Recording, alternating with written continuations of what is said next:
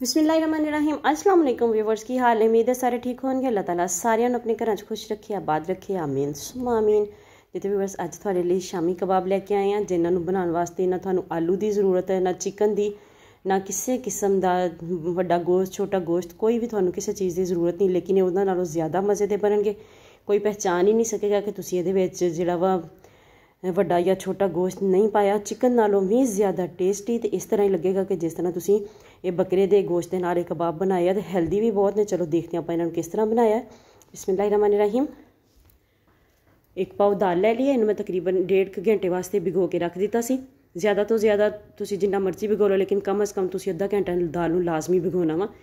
3 छोटियां सुरख मिर्चां शामिल कर दित्तियां तो तकरीबन 1/4 टेबल स्पून जोड़ा वा मैं सुरख मिर्च का शामिल किया। तुसीं आपदे टेस्ट के मुताबिक जो थोड़ी जी वधाना चाहो तो वधा लो, लेकिन ये बिल्कुल परफेक्ट मेजरमेंट है।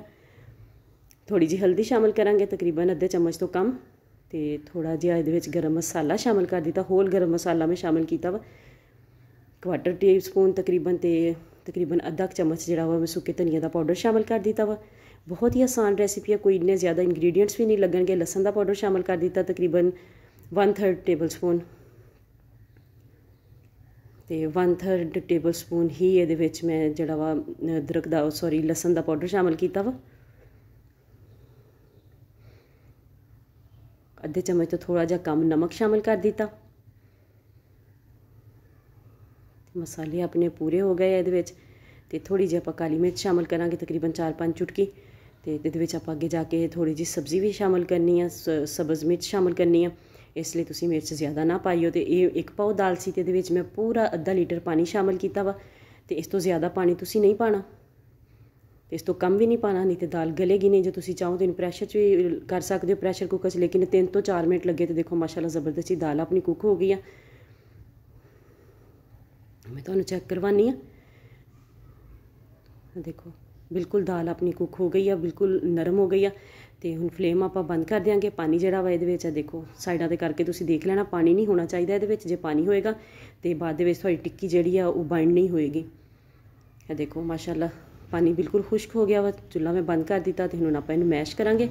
मैशर नाल मैश कर लो, कोई तुहाडे कोल कूंडी डंडे वाला डंडा हैगा उहदे नाल मैश कर लो, कोई बहुत ज़्यादा मुश्किल नहीं, बहुत जल्दी आलूआं नालों भी जल्दी जिहड़ा ये मैश हो जाणगे। तो ये देखो इहनूं मैश कर लिया वा मैं। हुण आपां इहदे विच बाकी दीयां चीज़ां शामिल करांगे। अच्छे तरीके नाल आपां मैश कर लिया वा इहनूं। ते हुण इहदे विच आपां सब्जियां भी कोई ज़्यादा नहीं पाणियां, सिर्फ 2 सब्जियां ने अपने कोल, एक धनिया वा ते एक इहदे विच आपां प्याज बिल्कुल बारीक कट्टी हुई प्याज शामिल करनी है। थोड़ी जी सब्ज़ मिर्चां शामिल कर दित्तियां कट्टियां हुईयां 2-3 सब्ज़ मिर्चां ऑप्शनल है, जे तुसीं नहीं इस्तेमाल करना चाहते, बच्चे छोटे आ तेज़ लगदियां तो ना तुसीं पाओ इन्हां नूं। लेकिन सब्ज़ मिर्चां दे नाल टेस्ट ज़्यादा वधिया आ जांदा। प्याज बिल्कुल बारीक कट्टिया होया होना चाहिए। 1 कप इहदे विच आपां जिहड़ा वा क्रम्स पा दिते है, ब्रैड क्रम्स। तो 1 अंडा इहदे विच तोड़ लिया वा। तो यह देखो माशाल्लाह ज़बरदस्त जिहा बाइंड हो गया वा। इनू बाइंड कर लांगे आपां अंडे दे नाल, जरा क्रिस्पीपन ज़्यादा आ जाएगा। बिल्कुल भी तुहाडीआं टिक्कियां टुटणगियां नहीं, इस चीज़ की गारंटी है। यह देखो हुण तुसीं इनू अपने साइज़ के हिसाब नाल तुसीं वड्डी छोटी जिस तरह की भी तुहानूं जरूरत है तुसीं आपदे हिसाब दे नाल इन्हां नूं टिक्कियां नूं तुसीं बना लेना वा। शेप अच्छी जी देनी है, किनारे फटे हुए नहीं होने चाहिए।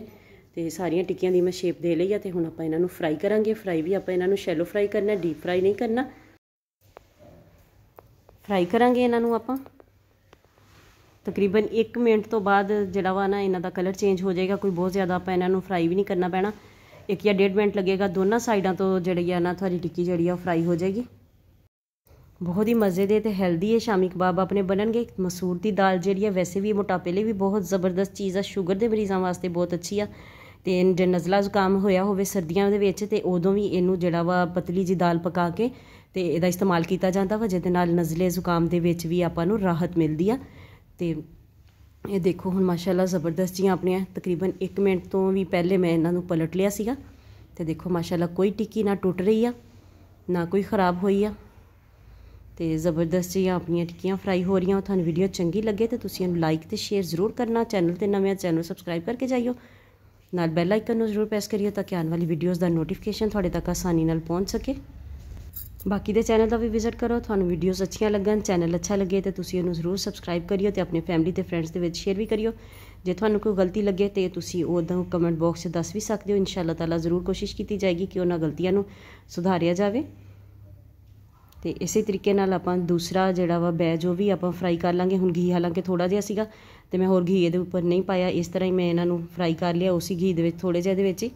ਤੇ ਦੇਖੋ ਮਾਸ਼ਾਅੱਲਾ ਮਾਸ਼ਾਅੱਲਾ ਜ਼ਬਰਦਸਤ ਜਿਹੀਆਂ ਸ਼ਾਮੀ ਕਬਾਬ ਆਪਣੇ ਤਿਆਰ ਹੋ ਗਿਆ। ਇਹਨਾਂ ਨੂੰ ਤੁਸੀਂ ਸਰਵ ਕਰ ਸਕਦੇ ਹੋ ਕੈਚਅਪ ਦੇ ਨਾਲ। ਮੇਰੇ ਕੋਲ ਗ੍ਰੀਨ ਚਟਨੀ ਆ, ਤੁਸੀਂ ਇਹਨੂੰ ਦਹੀਂ ਦੀ ਚਟਨੀ ਨਾਲ ਵੀ ਜਿਹੜਾ ਸਰਵ ਕਰ ਸਕਦੇ ਹੋ। ਮਹਿਮਾਨਾਂ ਵਾਸਤੇ ਬਣਾ ਕੇ ਰੱਖ ਸਕਦੇ ਹੋ, ਬੱਚਿਆਂ ਨੂੰ ਲੰਚ ਬਾਕਸ ਦੇ ਵਿੱਚ ਦੇ ਸਕਦੇ ਹੋ।